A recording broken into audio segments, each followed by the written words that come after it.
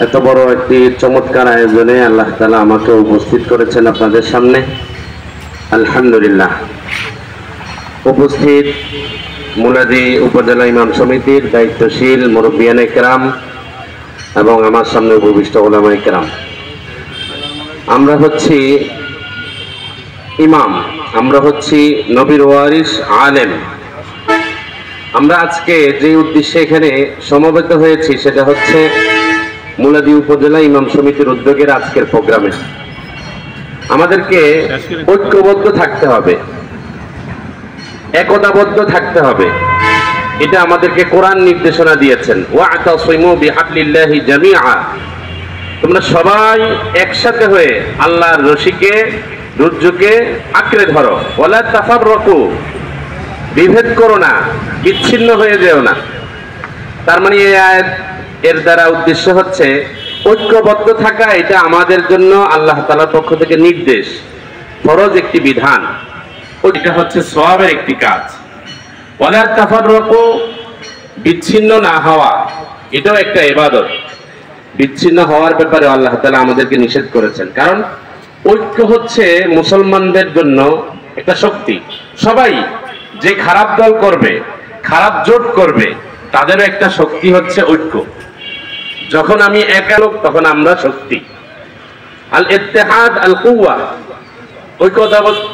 ঐক্যবদ্ধ থাকা এটাই একটা বড় শক্তি। আপনি যখন ঐক্যবদ্ধ থাকবেন তখন আপনার সব দিক থেকে শক্তি অর্জন হবে। একটা পিঁপড়া, সে একা একা একটা খাবার, একটা হাড্ডি একা নিয়ে যেতে পারে না, কিন্তু একসাথে যখন অনেকগুলো পিঁপড়া হয়, পিঁপড়ার দল আসে, তখন বড় একটি খাবারকেও কিন্তু টেনে টেনে তাদের গন্তব্যে নিয়ে যায়।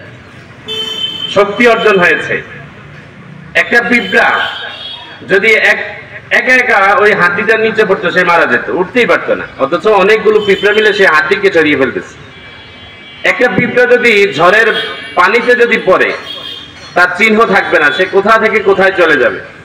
কিন্তু যখন একসাথে অনেকগুলো পিঁপড়ার দল একসাথে হয়ে থাকবে, ঝড় তুফান যাই আসুক, একসাথে কামড়ে থাকার কারণে ঝড়ের বাতাসে একদিক না একদিক গিয়ে তারা পারে ঠিকই উঠে যায়। আমাদেরকেও ঐক্যবদ্ধ থাকতে হবে। এই ফিতনার জামানাতে আমাদেরকে সামাজিক কাজ, দ্বীনি কার্যক্রমগুলো করার জন্য ঐক্যবদ্ধ থাকার বিকল্প নেই।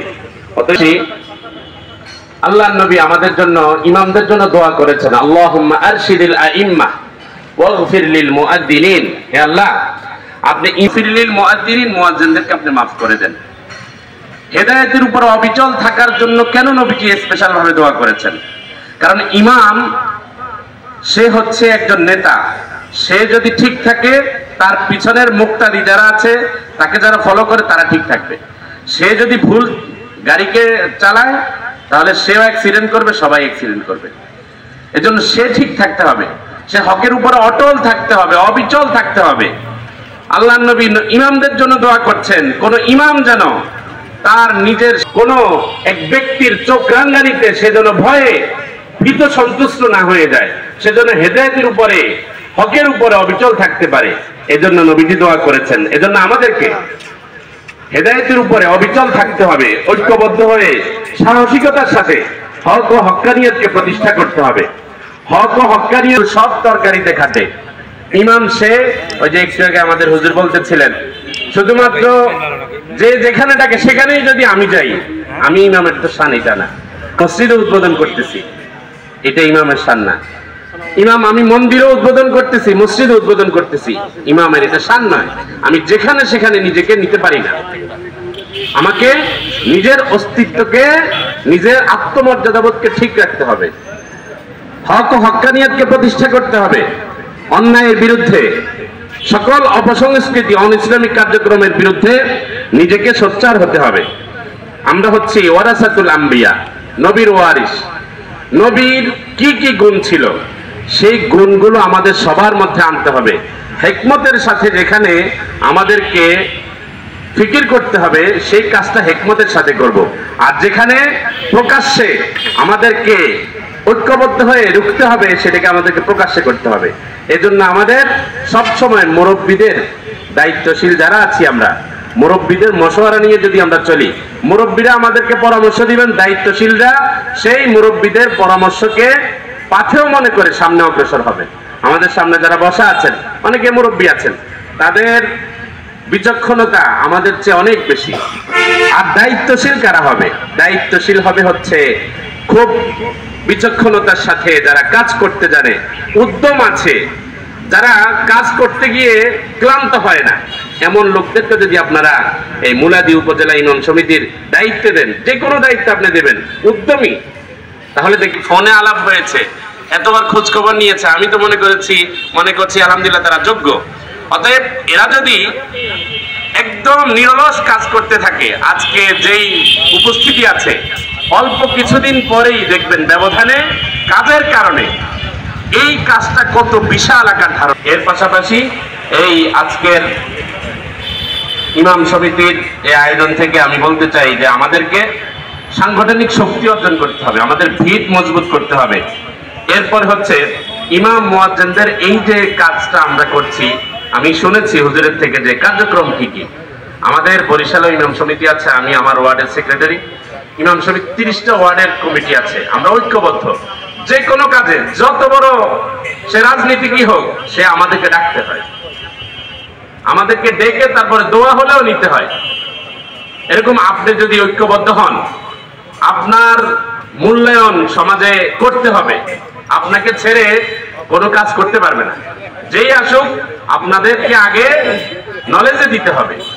এজন্য আমাদের সাংগঠনিক যে শক্তিটা, সেটা অর্জন করতে হবে। ইমাম সমিতির অনেকগুলো কাজ আছে, ইমামদের এই সমিতিতে মুয়াজ্জিনদেরকে অন্তর্ভুক্ত করতে হবে, না হলে এই কার্যক্রম খুব শক্তিশালী হবে না। এর পাশাপাশি হচ্ছে ইমামদেরকে এই সংগঠন থেকে কয়েকটা কল্যাণ ট্রাস্ট করতে হবে, খাত করতে হবে। কোন ইমাম বিপদে পড়েছে, কোন ইমাম অ্যাক্সিডেন্ট হয়েছে, কোন ইমাম অসুস্থ হয়েছে মারাত্মক কঠিন ব্যাধিতে, তাকে সাহায্যের জন্য একটা ফান্ড করতে হবে। কোন খাদেম মুয়াজ্জিন অসুস্থ হয়েছে, বিপদে পড়েছে, তাদের জন্য করতে হবে। এর পাশাপাশি আমাদের বরিশালের ইমাম সমিতির একটা কাজ আছে, কোন ইমাম যদি আল্লাহ না করুক মারা যায়, তার পরিবারকেও কিছু সাহায্যের জন্য একটা ব্যবস্থাপনা উদ্যোগ নিতে হবে। এগুলো সুন্দর, এগুলো করতে হবে। এর পাশাপাশি হচ্ছে ইমাম মুয়াজ্জিন যখনই কোনো বিপদে পড়বে, পেরেশানিতে পড়বে, তার পাশে এই মুলাদী উপজেলা ইমাম সমিতিকে দাঁড়াতে হবে। যখনই আমি আরেক ভাইয়ের পাশে দাঁড়াবো, তার সাথে কেন অন্যায় করেছে, গতকালকে একটি ভিডিও দেখলাম, তখন দেখলাম যে একজন ইমাম সাহেবকে কিছু কমিটির লোক চরম পর্যায়ের বেয়াদবি তার সাথে করছে, আমি শব্দটা বলছি না, দেখালো। আশপাশের সকল ইমামরা যদি ঐক্যবদ্ধ হয়, এই কাজ কোনোদিন করতে পারবে না, কোনোদিন করতে পারবে না। এজন্য আমাদেরকে দাঁড়াতে হবে। যৌক্তিক যদি কারণ না থাকে, অযৌক্তিক হয়,